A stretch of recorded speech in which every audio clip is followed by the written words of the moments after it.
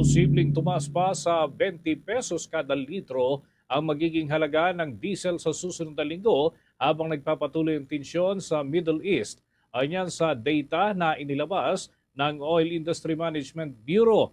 Batay nga sa unofficial record, ang diesel ay nasa 20 pesos kada litro ang magiging pagtaas. Ang gasolina naman ay 10 piso kada litro ang magiging aumento. Habang binabantayan din ang halaga para sa kerosene na sinasapinal pa ang magiging halaga ng aumento nito, ngunit hindi umano ito lalagpas ng 10 piso. Gayunman, patuloy ang monitoring ng mga nasa industriya ng langis tukol sa posibleng maging pinal na presyuhan.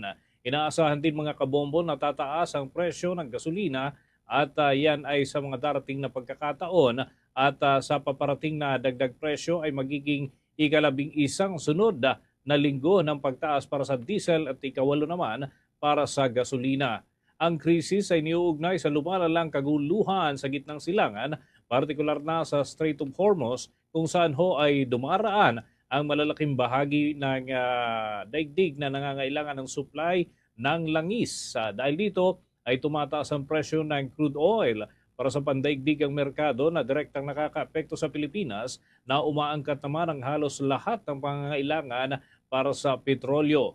Inaasahang mararamdaman ng husto ng mga consumer ang epekto ng ito sa pamasahe, presyo ng mga bilihin at maging sa dagdag na pasanin sa household budget. Patuloy naman na minomonitor ng Department of Energy ang sitwasyon na inaasahang maglalabas ng abiso sa mga darating na araw habang nananawagan ng ilang mambabatas na palakasin ang renewable energy projects upang mabawasan ang dependency ng bansa sa imported fuel.